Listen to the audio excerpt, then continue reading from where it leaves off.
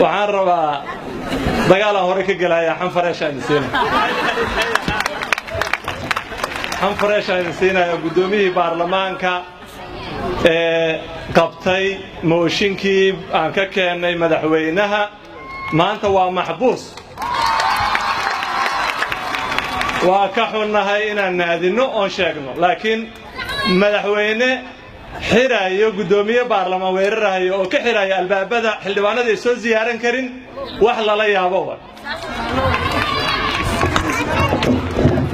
fariinta aan hayna hadda waa xildhibaano badan in laga soo celiyay madaxtooyada oo ah gurigii uu gudoomiyaha baarlamaanka deganaa haddaba Soomaaliya ogaada xanfareesha waaye wixii soo baxay ku dambeysana nala socda haddaynu nahay shacabka Soomaaliyeed iyo siyaasiyiintiisa in dalkani uu yahay dal xor ah dadka Soomaaliyeedna ay xaq u leeyihiin in ra'yiga siyaasadeed ay qabaan ay u cabiraan sida ay doonayaan bishaadii kale sanadkii hore ayaan daro aad iyo aad u weyn ayaa ka dhacday magaalada Muqdisho oo lagu weeraray madaxda iyo siyaasiyiinta xisbiga Wadajir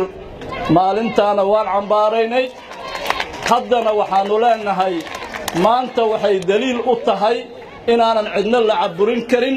qofna ra'yigiisa aanan lagu beegsan karin dadka Soomaaliyeedna aanay ogolaan doonin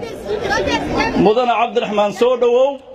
dadka Soomaaliyeed waxa ay ka sugayaan oo ay kaaga fadhiyaan inaad ugu abaalguddo taageeradii iyo garab istaagii ay kugu sameeyeen waagii hore qofkii dalka lagu cabiriyo xagee buu aadi jiray wuxuu aadi jiray wadamada dariska Itoobiya hadda madaxweynihii baa Itoobiya aaday madaxweynihii ayaa Itoobiya naga aaday inta dadkiisii ka carooday nancin waayay wax u sheegi waayay ayuu yiri ciidamada Eritrea iyo Itoobiya dalka ay qabanayaan heshiisyo noocaas dalkaana ciidan hadii lagu qabsan karo 40,000 baa Unison 92 timid 50,000 ku dhawaad baa Itoobiyaan keeneen halkan ayuu kaarayaashoodii wata kuwa ka horeeyo ciidamada way jiraan laakiin Soomaali bay ahaayeen ciidamo ajnabi ah ninkii dadkiisa u soo wata ama kuwa dalkiisa yiraahda dadka ii caburiya ninkaas mugdi buu gudayaa waa nin khabarmooga wuxuu u baahan yahay in far waaweyn wax loogu qoro oo la yiraahdo dadna lama caburin karo qorina waxba tari maye waxaad u soo baxdaa waxa isku difaacdaa madaxweynuhu waa inuu isku difaaca sidii